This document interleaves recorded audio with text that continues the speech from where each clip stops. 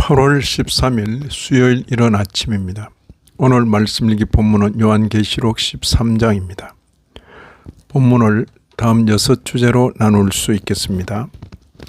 첫째는 12장 17절의 맥락 가운데서 13장을 이해하여야. 둘째는 두 짐승 이야기의 배경에 네로의 이름과 그에 대한 전설이 관련되어 있음. 셋째는 치명적 상처가 회복되는 짐승의 힘의 회복 혹은 상승. 넷째는 짐승이 입은 치명적인 상처와 그것의 회복. 3절, 12절, 14절. 다섯째는 병행적 관계. 짐승에 대한 우주적 경배. 4절과 8절. 마지막 여섯째는 사탄적 삼위일체. 오늘 본문에서는 사탄적 삼위일체를 보여주고 있습니다. 삼위일체를 흉내내긴 하였는데 거짓 삼위일체입니다. 13장은 12장 17절의 맥락 가운데서 이해하여야 합니다. 12장 17절을 보시면 용이 여자에게 분노하여 돌아가서 그 여자의 남은 자손 곧 하나님의 계명을 지키며 예수의 증거를 가진 자들과 더불어 싸우려고 바다 모래 위에 서 있더라. 이어지는 두 짐승 이야기는 사탄에게 속한 진용으로서 두 짐승을 소개하는 것입니다.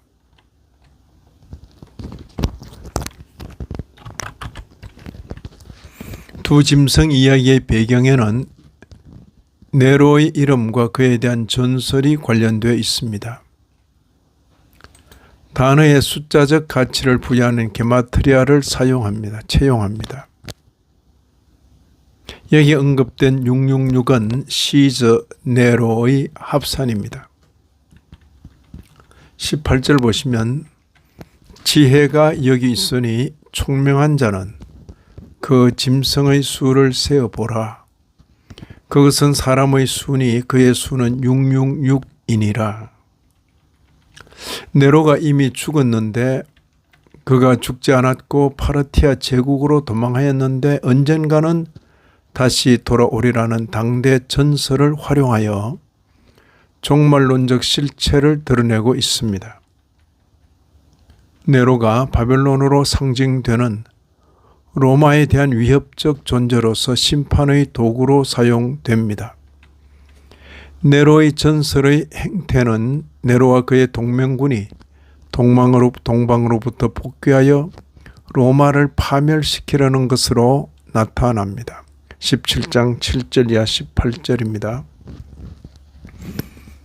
종말론적 대적을 네로와 동일시하는데 로마의 제국적 힘으로 하나님을 대적하고 그의 백성을 핍박하는 로마의 능력에 관심을 둡니다.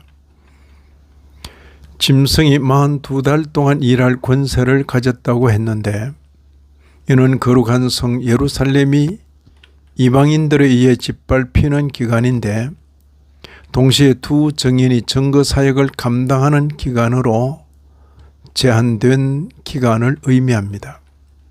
5절 보시면 또 짐승이 과장되고 신성 모독을 말하는 입을 받고 또 42달 동안 일할 권세를 받으니라. 이는 교회를 상징하는 여인이 광야에서 용의 공격을 피해 하나님의 보호를 받는 기간이기도 합니다.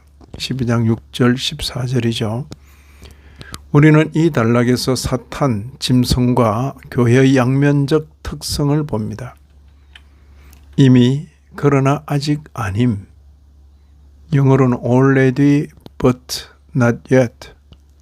독일어로는 schon, aber noch nicht.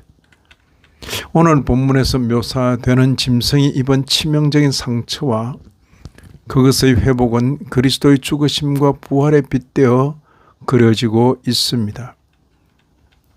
3절 4절 보시면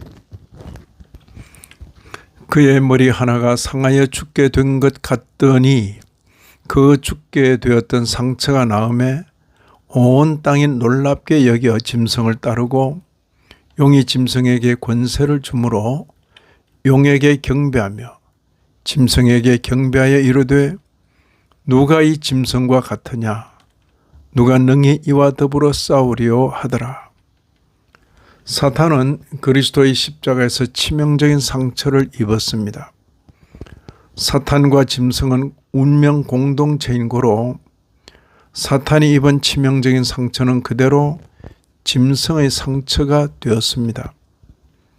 여기 짐승에 대한 우주적 경배는 앞서 언급한 어린 양에 대한 우주적 경배와 대조되어 병행적으로 묘사되어 있습니다.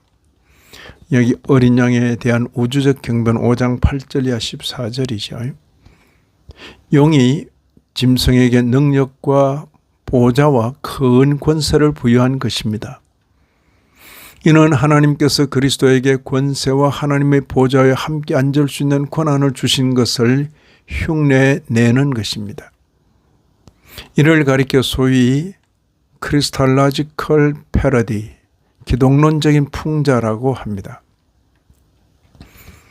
11절을 보시면 내가 봄에 또 다른 짐승이 땅에서 올라오니 어린 양같이 두 뿔이 있고 용처럼 말을 하더라.